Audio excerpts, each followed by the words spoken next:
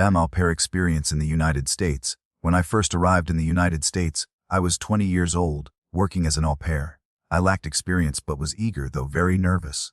I grew up in a small town in France and had never spent time away from home, let alone across an ocean. My English needed work, but I was confident enough to manage. I expected it to be a good year, a new adventure, a cultural exchange, something to share with friends back home.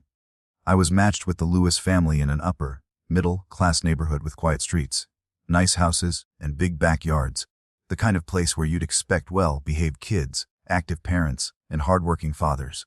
I felt relieved upon arrival, thinking it would be easy. Nothing bad happens in places like this, I thought. The Lewis family had 2 boys, Ethan and Caleb. Ethan, the older one, was 12, a typical kid, sometimes lazy, occasionally rude, but harmless overall. He made jokes, loved his gaming console, and mostly stayed out of trouble. Caleb, however, was different. At 9, he had a coldness to him, perhaps some social disorder. When we met, he stared at me, not shy or embarrassed, just studying me. After a moment, he smiled and asked, "Are you the maid?" I laughed awkwardly, explaining I was there to care for him and his brother for the year. He didn't laugh, he just kept watching. It soon became clear Caleb wasn't like other kids. My host parents warned me he was difficult, but that was an understatement. Caleb wasn't just challenging, he was mean. Not in the usual bratty way, like teasing his brother or refusing meals, but worse. He lied constantly, about everything. He once told his teacher Ethan tried to choke him in the kitchen, which never happened.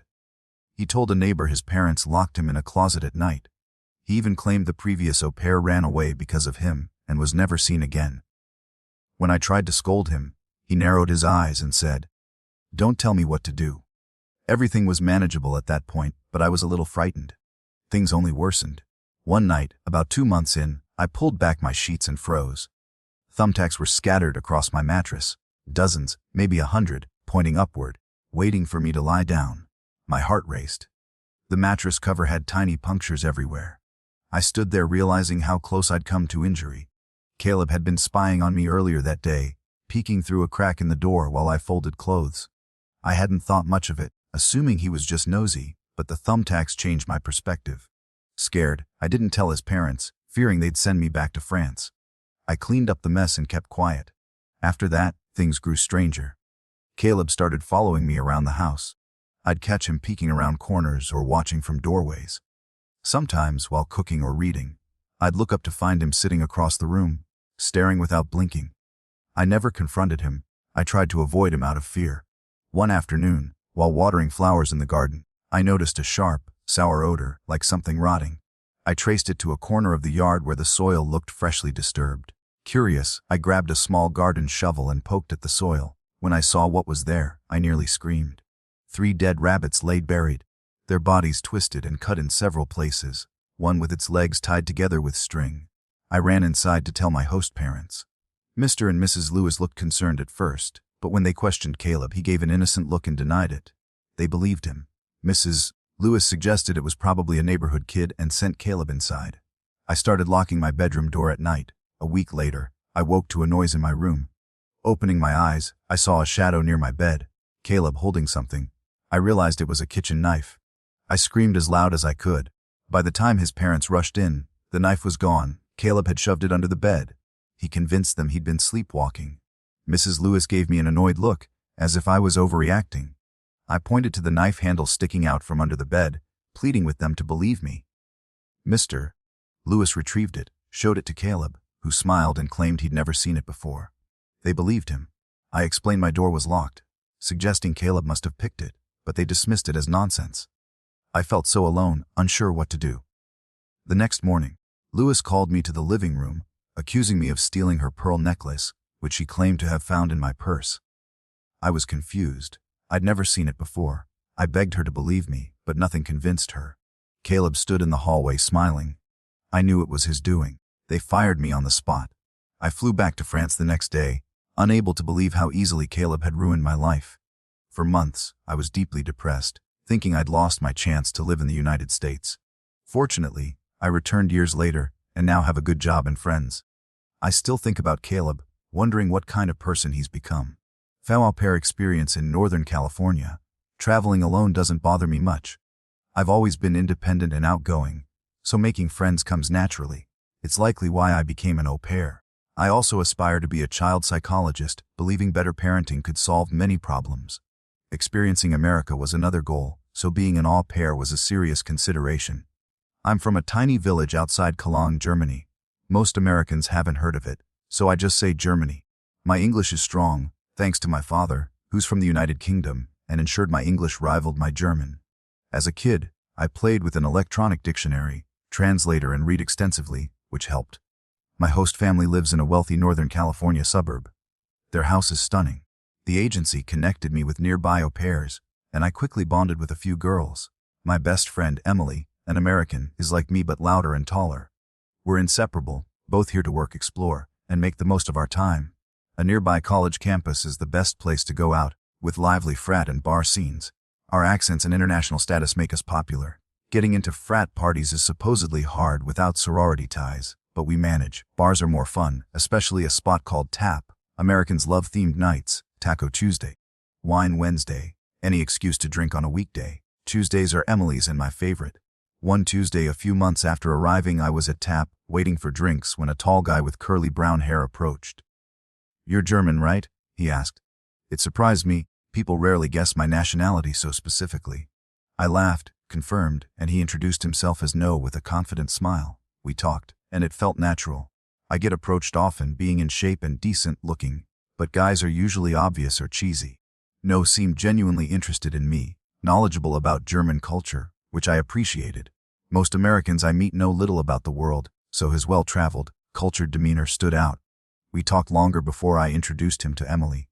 He waved over his friend, an Asian guy named Liam, who hit it off with Emily. It was a great night. No asked for my number, and I gave it without hesitation. Days later, he invited me for dinner. I expected reservations, but he was cooking a dish for us. It was sweet. I helped prepare the meal, and he opened wine. We had such a great time that I stayed over. The next morning, I noticed his clean apartment, unlike typical college ones. Instead of posters, his walls had dozens of black and white landscape photos. Castles, cities, countryside, all oddly familiar. I realized they were labeled, all from Germany except one of Monte Carlo, Monaco. When Noah woke, I jokingly asked if he had a thing for German architecture. He laughed, explaining his dad's aerial photo collection, from which he'd chosen favorites. Then I saw a photo above his bed, a landscape of my village, taken from above, 20 minutes from my home. My jaw dropped. I told him, and he got excited, calling it a crazy coincidence. He asked about my hometown, and I happily answered. The odds were slim. Over the next few weeks, Noah and I spent much time together.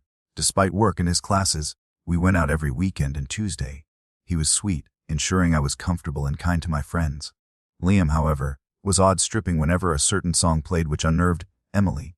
One night, Noah got unusually drunk. Walking to his apartment, he rambled about loving German women and wanting a German wife, specifically an au pair, because foreign girls are great with kids. I brushed it off as a weird fantasy, but it unsettled me. He'd been perfect until then. Then he took me to an Italian restaurant, chosen for its vegetarian options. I never told him I was vegetarian. When I playfully asked how he knew, he said he saw it in an Instagram post. It eased me during dinner, but later I realized my only post mentioning it was years old, buried deep. He'd have to scroll far to find it. The next time I stayed over, while No slept, I unlocked his phone, having seen his password. What I found was sickening. A wife folder in his camera roll held screenshots of my social media, posts, captions, tagged locations, even old stories, dating back months. His Notes app had English translations of my posts, a schedule of my outings based on Instagram stories, and details about my hometown and preferences, all from my social media. Worst, there was a photo of my driver's license. It hit me the second night I went out in America. I lost my wallet at a frat party, including my ed. That's how he found my Instagram, knew my hometown, likes, and birthday. None of it was chance. He'd planned everything. A graphic message detailed disgusting plans for me, which I can't repeat.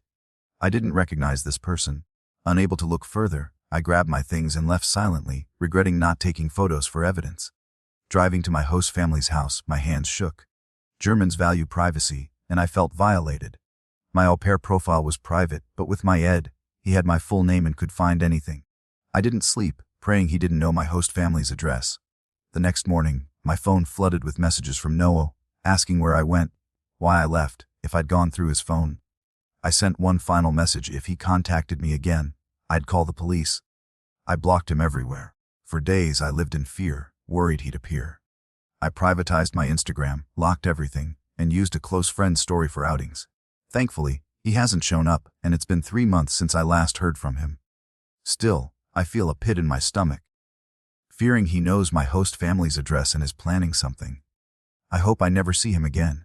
I hoped I wouldn't need to update, but recently, I noticed a silver car driving up and down my host family's street, sometimes parked across from their house. No has also tried contacting me through fake phone numbers and Instagram accounts, always asking to talk. I haven't responded. This suggests he knows where I live, and I may be in danger. I'm building a case for the police, though I've heard they don't take such matters seriously. Luckily, my au pair commitment ends soon and I'll return to Germany. Au pair experience in France. This happened a few years ago. I'd always dreamed of living in Europe, especially working with kids. I knew I wouldn't be content unless my job involved caring for or teaching children. Becoming an au pair in France, where I could use my high school French and join a family, felt perfect. The decision wasn't easy. I'm from Canada, and the move was significant, but France offered favorable visa options for Canadians, and it was a chance to improve my French, Canada's second language. I had friends in Paris, so I wouldn't be entirely alone.